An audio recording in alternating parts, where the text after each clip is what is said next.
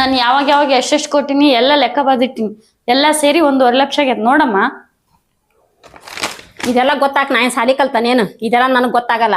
ನೀ ಹೆಂಗ್ ರೊಕ್ಕ ಕೊಟ್ಟಿ ನಾ ಹಂಗಂಗ ಡೆಬ್ಬ್ಯಾಗ ತೆಗೆದಿಟ್ಟನಿ. ಸುಮ್ನ ಅಷ್ಟ್ ಕೊಟ್ಟನಿ ಇಷ್ಟ್ ಕೊಟ್ಟನಿ ಅನ್ನಕ್ ಹೋಗ್ಬೇಡ.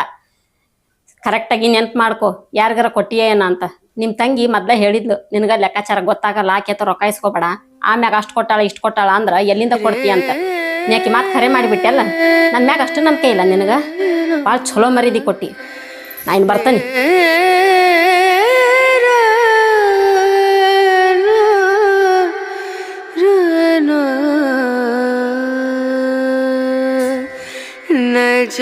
ಇದು ನಿನ್ ತಪ್ಪಲ್ಲಮ್ಮ, ನನ್ ತಪ್ಪು. ಎಲ್ಲ ನಂದೇ ತಪ್ಪು. ಗಂಡ ಕುಡ್ದು ಹಾಳು ಮಾಡ್ತಾನಂತೇಳಿ ತವ್ರ ಮನೆಯವ್ರಿಗೆ ನಂಬಿ ಎಲ್ಲ ರೊಕ್ಕ ಕೊಟ್ನಲ್ಲ. ನಂಗೆ ಲೆಕ್ಕ ಬರಲ್ಲ ಅಂತ ಹೇಳಿ ನಂಗೆ ಮೋಸ ಮಾಡ್ಬಿಟ್ಟಲ್ಲ ಮನೆ. ಹಿಂಗಾದ್ರೆ ನಾನು ಯಾರನ್ನಮ್ಮ ನಂಬೇಕು? ಈ ಕಲಿಯುಗದಾಗ ರೊಕ್ಕಕ್ಕಿರೋ ನಂಟು ಯಾವ ಸಂಬಂಧಕ್ಕೂ ಇಲ್ಲ ಅಂತ ನೀ ಅರ್ಥ ಮಾಡಿಸ್ಬಿಟ್ಟಿ.